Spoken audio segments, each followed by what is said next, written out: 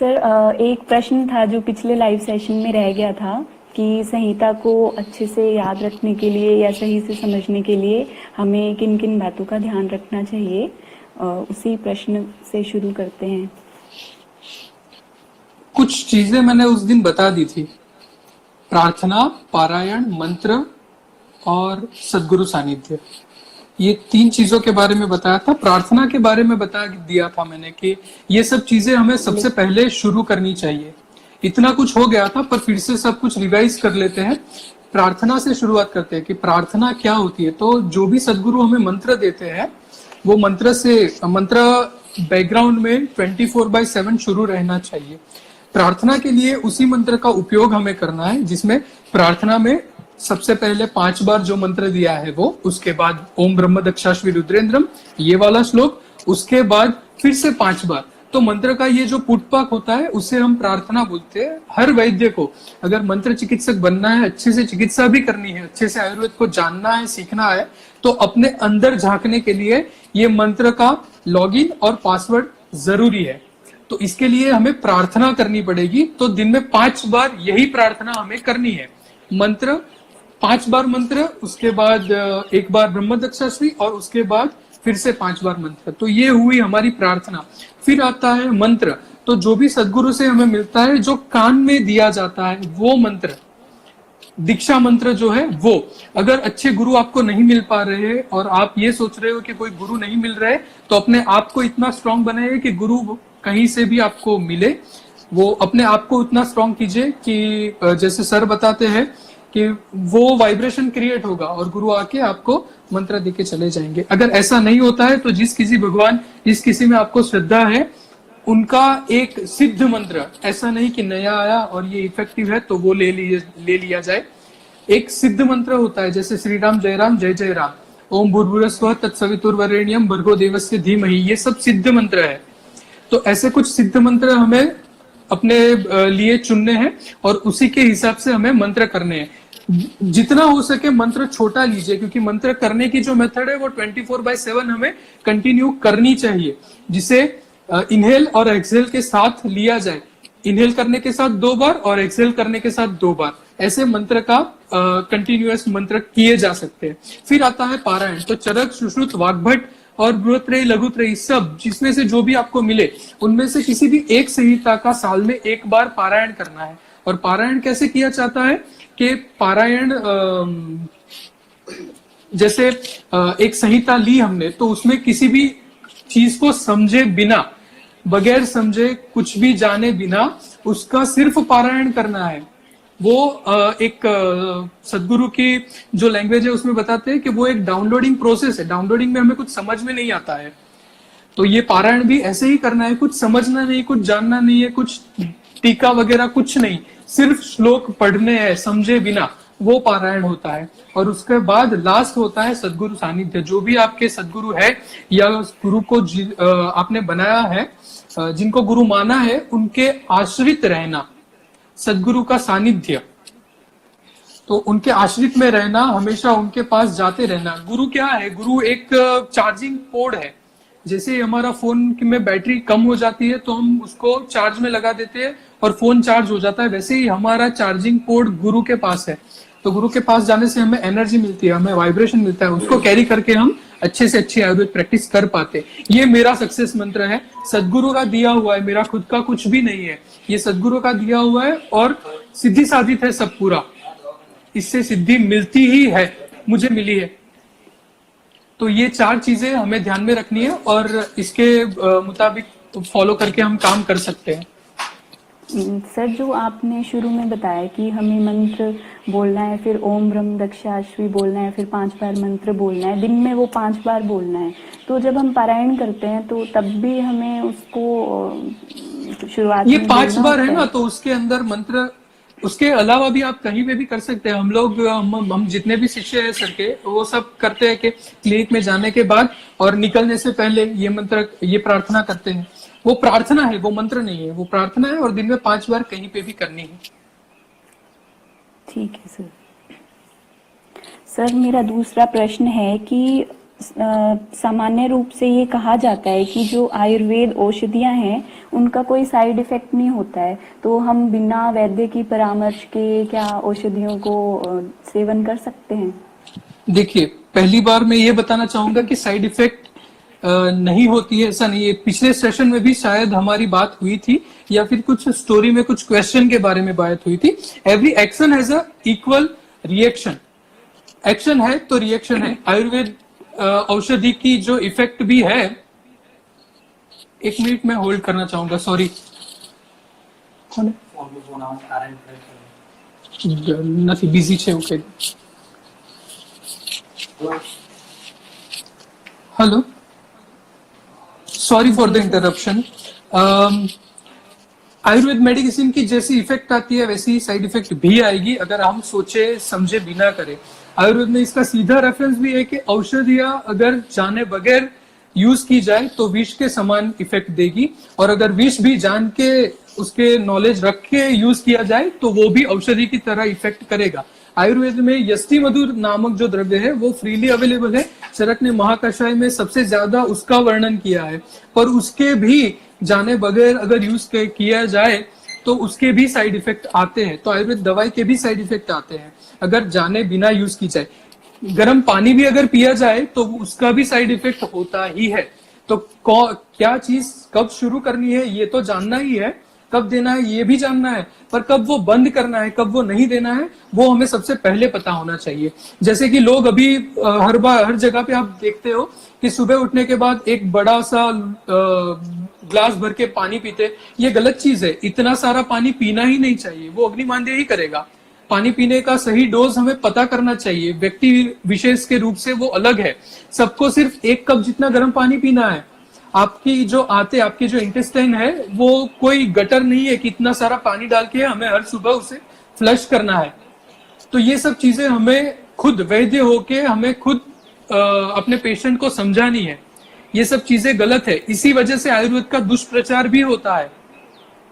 तो ये सब चीजें हमें समझानी चाहिए, और साइड इफेक्ट तो होते ही है, उसे सोच समझ के ही लेना चाहिए। घर में भी किसी को भी कुछ भी खुद से ऐसे प्रिस्क्राइब किए बिना कुछ चीजें नहीं लेनी चाहिए। आप सीधा दूध का ही उदाहरण ले सकते हो। दूध भी अगर कुछ प्रकृति वाले लोग ज्यादा पी ले तो उनको विरेचन हो जाता है। तो ये दूध की साइड इफेक्ट ही है। फूड पॉइजनिंग जो है वो फूड की साइड इफेक्ट है। जो हम खाते हैं उसके भी साइड इफेक्ट आते हैं। तो ये तो दवाई है जो वीर्य से काम करती है। आहार जो है वो रस से काम करता है, उसके भी अगर साइड इफेक्ट आ सकते हैं तो वीर्य तो तीक्ष्ण है, वीर्य तो जल्दी से काम करेगा, तो उसके साइड इफेक्ट होना डेफिनेट है।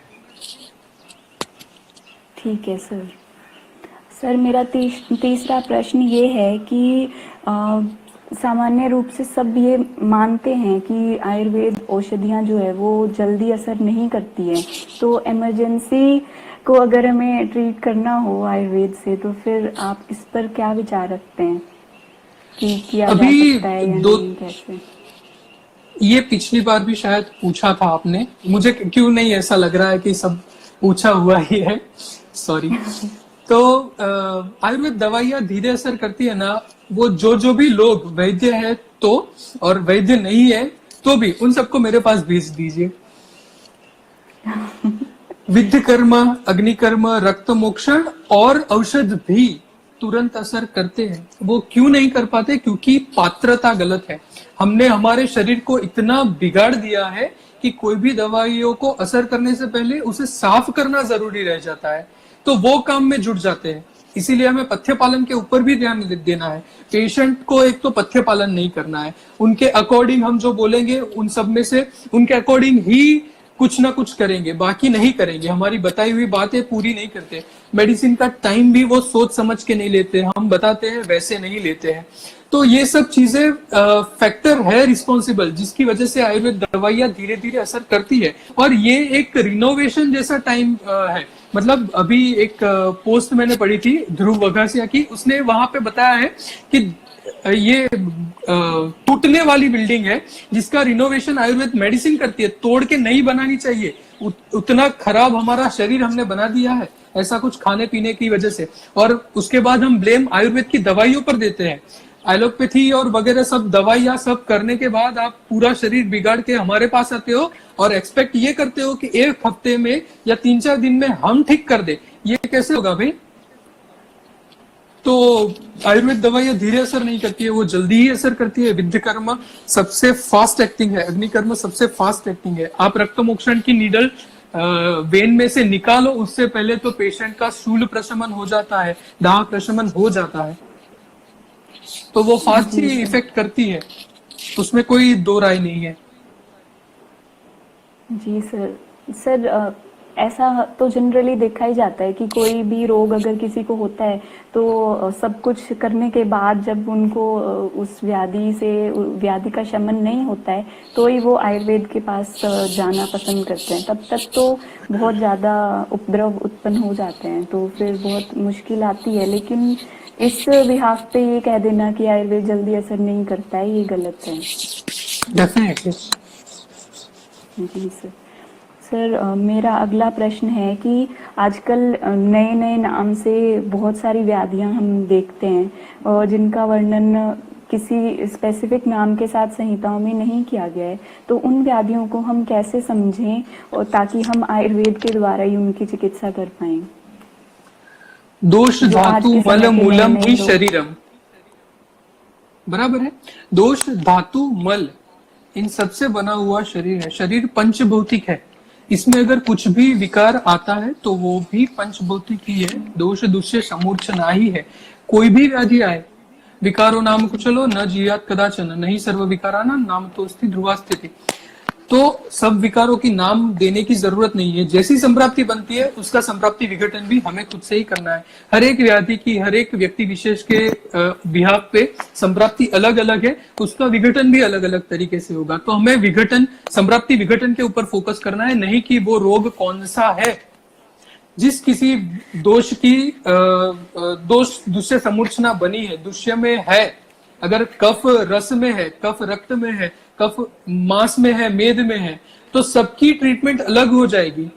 कफ बढ़ा है, उसकी ट्रीटमेंट हर जगह पे सेम रहेगी, ऐसा नहीं है। कफ रसगत है या कफ शुक्रगत है, वो देख के चिकित्सा बदल जाती है।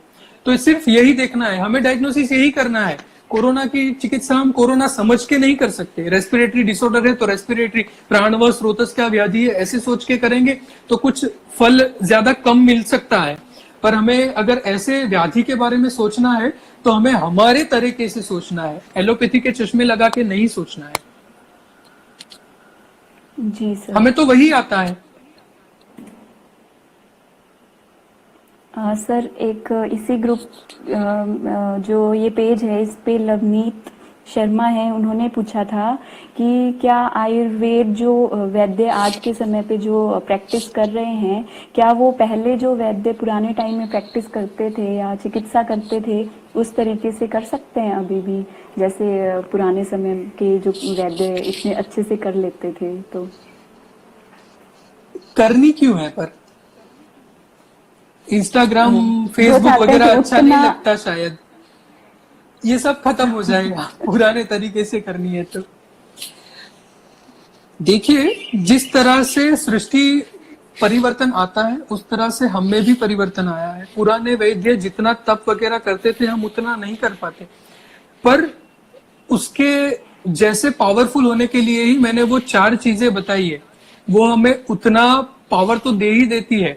ये सब चीजें कि अगर मेडिसिन ठीक ना हो, परिचारक ठीक ना हो, रोगी भी ठीक ना हो, ये 4 चतुष्पद जो है उसमें से सिर्फ हम एक ही प्रधान है और हम एक ही को पावरफुल कर सकते हैं। तो ये 4 चीजें हम खुद को पावरफुल करने के लिए करते हैं। तो बाकी के 3 अगर अच्छे नहीं है फिर भी हम चिकित्सा का फल ले सके।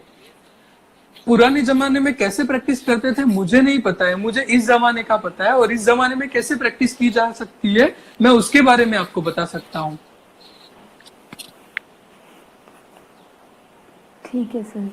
सर मेरा अगला प्रश्न है कि आजकल जो औषध निर्माण होता है उसकी क्वालिटी पर हमें संदेह होता है कि उसका जो रिजल्ट आएगा वो अच्छा होगा या नहीं होगा।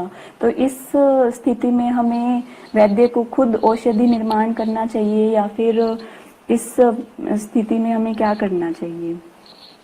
देखिए, वैद्य को औषध खुद से ही निर्माण करने चाहिए। मैं पूर्णतः इस बात से सहमत हूँ, करना ही चाहिए, पर सभी ये कर पाए ऐसा जरूरी नहीं है। क्योंकि मैं मेरी बात बताऊं तो मेरे पास ऐसे इक्विपमेंट नहीं है, ऐसी जगह भी नहीं है कि मैं खुद से इतने बल्क क्वांटिटी में मेरे लिए मेडिसिन प्रिपेयर कर पाऊं।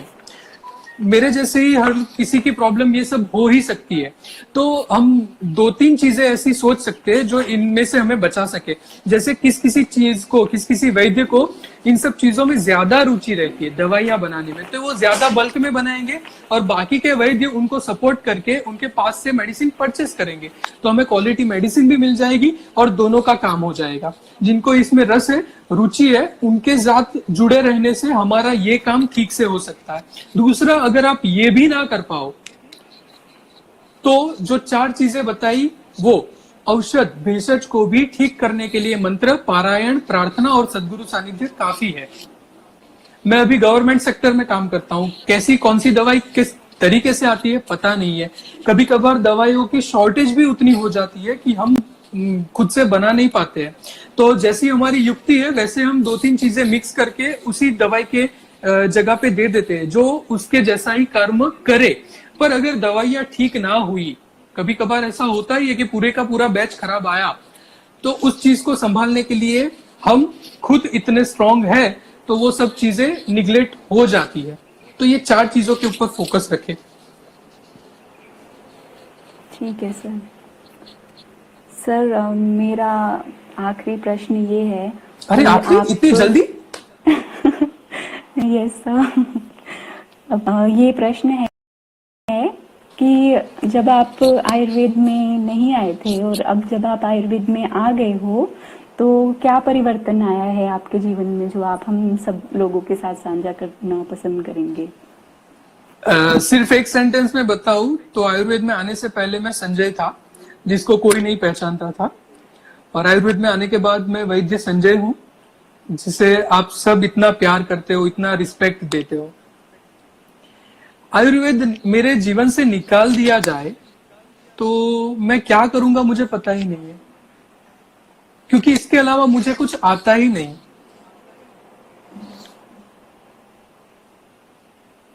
जी सर। बाकी और कोई क्वेश्चन हो ग्रुप में से या कमेंट में? हमारे आपके खत्म हो गए हैं, दूसरे कोई हो तो पूछ लीजिए।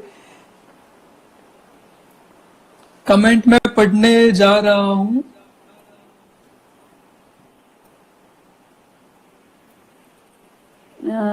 सुहानी सिंह है, वो पूछ रहे हैं कि हम आयुर्वेदिक चिकित्सक रोगी के साथ बहुत मेहनत करते हैं लेकिन एलोपैथी को क्रेडिट मिलता है हमेशा, तो हम क्या करें? कर्मण्येवाधिकारस्ते मा फलेषु कदाचन। कर्म करते जाइए, फल की चिंता मत कीजिए। फल के ऊपर आपका अधिकार नहीं है। जो आपका होगा वो आपके पास आ जाएगा। उतना ज्यादा मत सोचिए। आपको आयुर्वेद की प्रैक्टिस खुद के लिए करनी है, क्योंकि आपको सेल्फ सेटिस्फेक्शन चाहिए। दूसरा क्या सोच रहा है, दूसरा क्या सोच के क्या जवाब देगा, आयुर्वेद को क्रेडिट मिल रहा है नहीं मिल रहा, किसने ठीक किया, वो सब जानते हैं।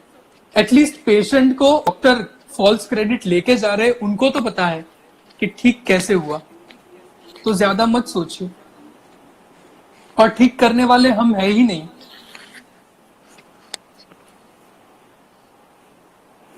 जी सर।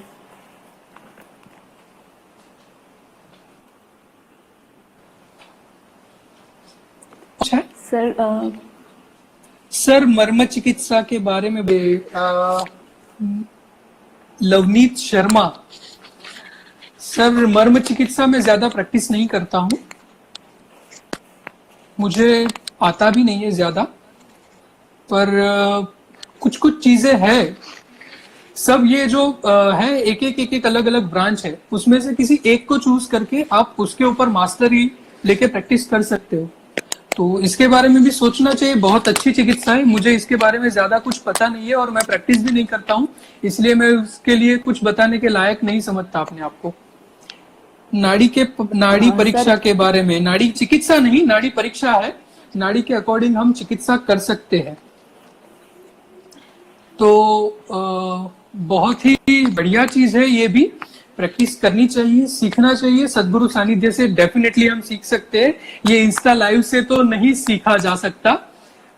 मुझे ये इतना समझ में आता है कि ये ऐसे नहीं सीखा जा सकता, पर डेफिनेटली मैंने जो ये 4 चीजें बताई है, इन 4 चीजों को कमांड रख के अपने आप को स्ट्रॉन्ग करके हम नाड़ी चिकित्सा भी सीख सकते हैं, क्योंकि ये 4 चीजें नेसेसरी है, मैंडेटरी है हमारे गुरु के पास से नाड़ी सीखने के लिए। जो हम प्रैक्टिस करते हैं उसमें हम दोष देखते हैं, दोष का अंश देखते हैं, धातु देखते हैं और उपधातु देखते हैं।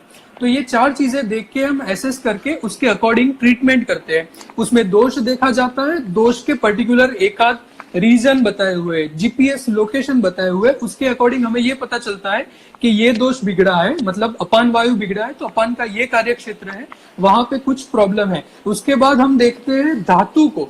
तो धातु देखने के बाद हमें क्या पता चलता है कि अपान के कार्य क्षेत्र में रस धातु कहाँ कहाँ पर है।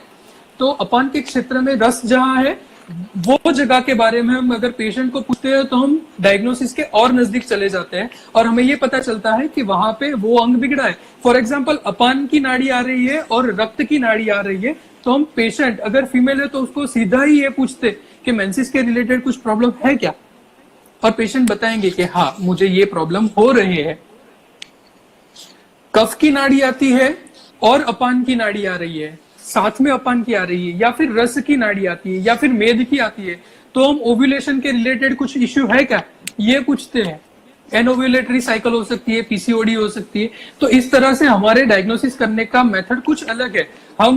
मैं जो नाड़ी प्रैक्टिस करता हूँ वो वैसी नहीं है कि ये मंडूक गति है, सर्प गति है, हंस गति है, ये मुझे नहीं आता है। मुझे सदगुरु से सीखी हुई जो नाड़ी है वही आती है, और इसमें मैं दोष धातु और उपधातु ही देखता हूँ, उसके अकॉर्डिंग ही ट्रीटमेंट करता हूँ। जी सर। सर, जो मेरी इस तरफ के जो मेरे क्लास के बच्चे हैं या फिर सीनियर जूनियर हैं, उनको हमेशा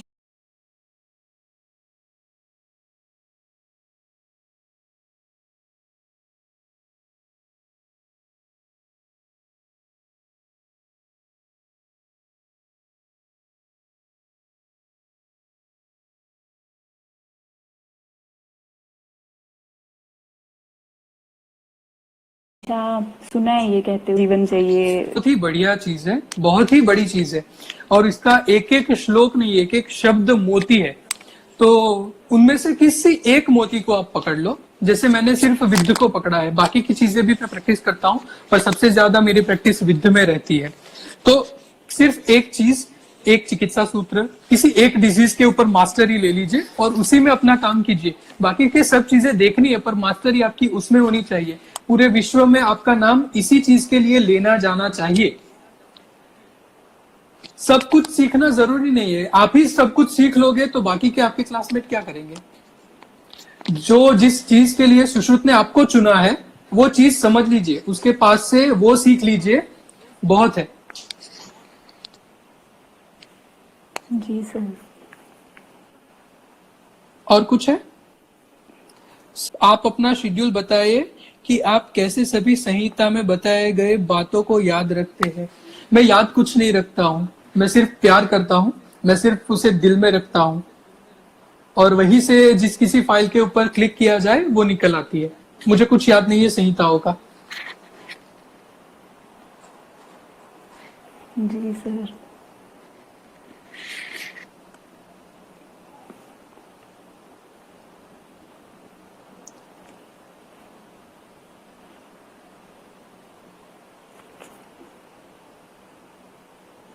सर, एमडी करना जरूरी है या नहीं? पीजी करना, एक सवाल ये रह ही गया था। पीजी करना वो आपका पर्सनल चॉइस होना चाहिए मेरे अकॉर्डिंग। अगर आपको प्रैक्टिस करनी है और आपको उतने कॉन्फिडेंट हो, आपको सब कुछ समझ में आता है, तो पीजी करने की जरूरत नहीं है, प्रैक्टिस शुरू कर दो। अगर आप ये सोचते हो कि मुझे और सीखना है और डीप जाना है, तो एमडी करना चाहिए। एक बात बताना चाहूंगा यहाँ पे, मेरा पर्सनल ओपिनियन ये है कि एमडी करने से आपका पर्सपेक्टिव चेंज हो जाता है डेफिनेटली। पर अगर आप आयुर्वेद सीखे तो, अगर आप हर्बोपैथी करना चाहें तो एमडी मत कीजिए। मतलब मॉडर्न डायग्नोसिस और आयुर्वेदिक ट्रीटमेंट गुरुजी के anti diabetic anti pyretic activity के ऊपर आपको काम करना है तो एमडी करना जरूरी नहीं है। हाँ, अगर आपकी इकोनॉमिकल कंडीशन ठीक नहीं है तो आप एमडी करके स्टाइपेंड लेके 3 साल तक अपना जीवन निर्वाह चला सकते हैं, ये चीज अलग है। पर अगर नॉलेज के लिए जाना है तो संहिताओं को ढूंढ ढूंढ के अच्छे से कुछ पढ़िए, अच्छा सा कुछ ढूंढिए जो प्योर आयुर्वेद हो। सिर्फ आयुर्वेद का व्याधि, सिर्फ आयुर्वेद के दोष दूसरे समूर्छना, सिर्फ आयुर्वेद की ही ट्रीटमेंट, तो एमडी करना कृतार्थ होगा मेरे हिसाब से। जी सर, थैंक यू। विशु है, उन्होंने बोला है कि वैद्य सुषेण ने कहा था कि अरे ये रामायण के बाद वैद्य सुषेण बहुत फेमस हो गए, उनका कोई क्वेश्चन हमें नहीं लेना है, हम उनके बारे में बात करने के लायक नहीं है। सुषेण को हनुमान जी और राम जी लेके आए थे, उनके बारे में हम क्या कमेंट करेंगे, वो सवाल ही नहीं है, सवाल पूछना ही नहीं है। Sir, can you please stand the division of finger into different दोष धातु एंड उपधातु फॉर नाड़ी परीक्षा? सेंड करके क्या करूंगा, फिर भी मैं ट्राई करूंगा आपको मैसेज करने का। जी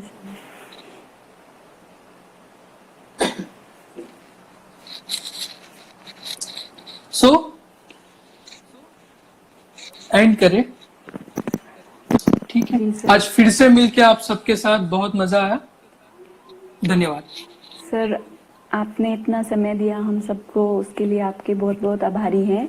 जो हमारा लाइव सेशन 1 हुआ था उसमें बहुत सारे सीनियर्स ने, जूनियर्स ने, क्लासमेट ने और बहुत सारे जो लोग जुड़े हुए हैं उन सबका मैसेज आया था कि बहुत अच्छा लगा उन्हें, और जो सवाल के जवाब आपने जिस तरीके से दिए वो उनके दिल को छू गए थे और काफ़ी अच्छा लगा सबको। बस यही होना चाहिए, जो दिल से निकलता है, जो दिल से निकलता है वो दिल तक पहुंचना चाहिए, यही जरूरी है, यही जरूरी है। चलो, धन्यवाद। धन्यवाद सर।